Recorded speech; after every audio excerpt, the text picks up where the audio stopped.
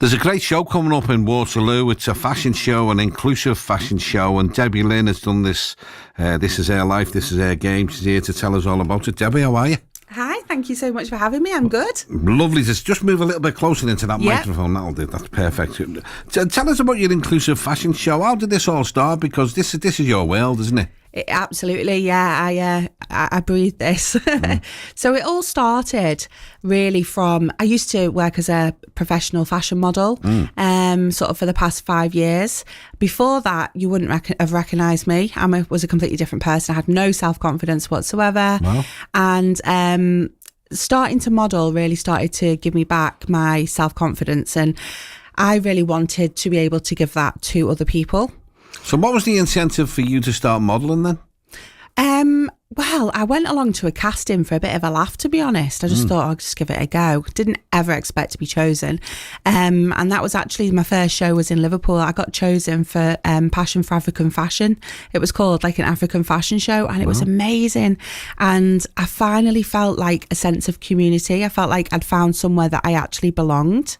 And I realised how important that was for people's self-esteem. So what I've created since that is a community called the Unapologetic Community, where everyone can feel that sense of belonging. It's maybe all the people who have felt a little bit like they never fit in anywhere else. Maybe they've got a disability. Maybe they're, I don't know, any differences, and they felt a bit different. You know, I always felt a bit different, like I didn't fit anywhere. As soon as I found that sense of community, I felt like I'd found myself. And that's what I try to create for people, and give them a platform where they can be celebrated for being whoever they are. Because the fashion industry sometimes can be a bit stereotypical, can't it? Extremely, yeah. I mean, don't get me wrong, I enjoyed every moment of it, but I did start noticing after the initial sort of like, I can't believe they've chosen me. A few shows in, I started noticing the small models had a rail full of fashion to wear. I had like, this is the only thing that'll fit you. Really? Yeah. And it was usually like something shapeless, something black. Sometimes it was just a bag. Just wear your own clothes, and this is just a bag for you to walk. Didn't have anything for me to fit. So, but I mean, designers do tend to make clothes for smaller people for the shows. But that's changed though. It's changed a lot now. It's changing, but we're still definitely nowhere near where we need to be. I think there's a big push at the moment for plus size models, but there still is nowhere near enough representation for disabled people in the LGBT community, you know, so there is a long way to go, but I'm hoping to set the standard. I want to make some changes. Do you know what I've noticed? And I bought, particularly this year, I bought a lot of sportswear, and I noticed the big brands are making bigger sizes with bigger models. Yes, they are. You know, yeah. And that's refreshing. I mean, these are, you know, I'm talking about the big hitters here, you know. It's across the board, really, in the entertainment world, because I work as an extra on TV as well, as a supporting actor. And again, they are making sure that they get more diversity on screen.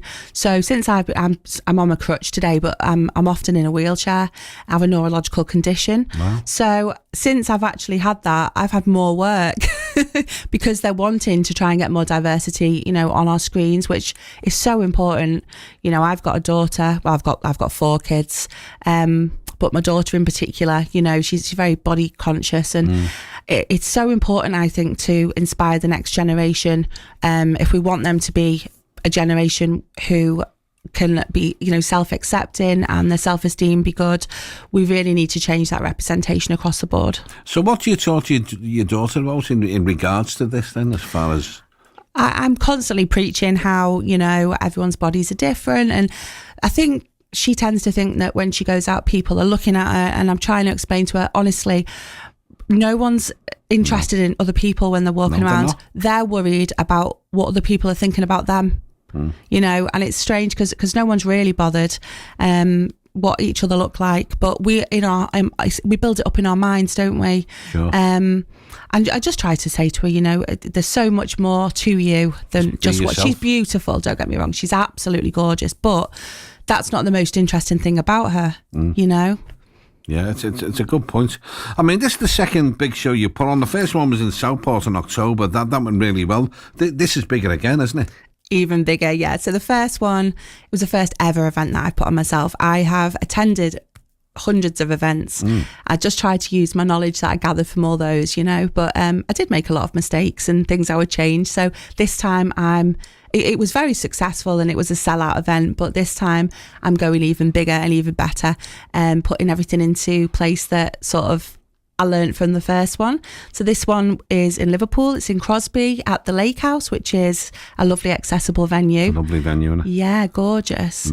So I'm really excited. We've got lots of VIP guests coming, a chance for everyone to sort of network with each other, with industry professionals. So yeah, it should be amazing. It'll be great. And you've got Claire Simo hosting as well. She's great, Claire. She's awesome. Yeah. I actually hosted the last one myself. I'm not a host. So no, you need that. You need the age where people, keep it flowing and keep it moving, and it's an art in itself. I'm so grateful that she's going to be there this time. And we've got entertainment and an after party as well. So it's actually a red carpet event. So it's dressed to impress. No. And your models are all genders, all ages, including a runway for children, is that right? Yeah, I've added in children's runway this time. I've started a children's range. We do have some other designers as well and boutiques who are getting involved. So yeah, we've got children. I think the youngest is 7, and our oldest model is 64, 65. Wow. But you have a shop, don't you? You have your own shop, do you? I do. I started a boutique, so I started off online, and I've opened it in the Wayfarer Shopping Arcade in Southport. It's lovely there, isn't it? It's beautiful, yeah.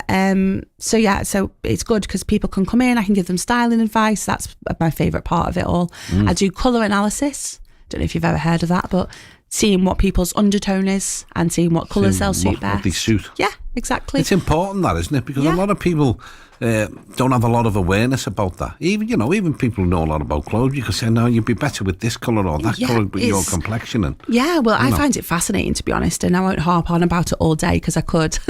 But it actually started in Hollywood originally, and when they changed from black and white screen to colour, they used colour analysis to come in and put people, say if they were meant to be like playing someone who was sick, really sick, they put them in the colours that made them look ill. And that's the power of colour. And similarly, if you wear the right colours, it can make you look so young, so healthy, make your skin look smoother. So yeah, it's really fascinating, to be honest. Wow. The power of colour. Well, what's your aim with the show? Just to make everyone feel special? It's as simple as this: inclusive fashion show, and we are going to be travelling to everywhere in the UK. So it's going to be, this one's inclusive fashion show Liverpool. The next one's going to be in Manchester. Then we go to Birmingham. Then we go to London. So everyone across the whole of the UK can join my community, the unapologetic community, and take part in these shows. And I also do media campaigns and professional photo shoots too. Brilliant. How can we find out more? What's your website? My website is www.debbie-lynapparel.com. I'm in the process of finalising things for my own modelling agency, which will be specific to marginalised people, but that's kind of in the pipeline. So that's what people in the community can aim towards. But I work with them to develop their confidence. I do workshops with them. All sorts of things. It's just a lovely, positive space. It's all about confidence. It's all about building people's confidence. I just want people to feel as amazing as they should. Absolutely. Yeah. So this is Sunday the 25th of February at the Lake House over in Crosby there. 1 o'clock till 7, is it? Red carpet arrivals is at 1 o'clock, and then we've got the show 2 till 4. You can just come for the show, or if you want to stay for the VIP after party, that starts from 5 o'clock. Okay. Where can we get tickets? They're on Eventbrite. If you follow me on socials, I post links consistently. But yeah, if you just search for the Inclusive Fashion Show Liverpool on Eventbrite. Brilliant. Listen, the best of luck. I know these are things that are going to be carrying on and on and on. You're going to go all over bigger the place. And better, baby. Bigger and better.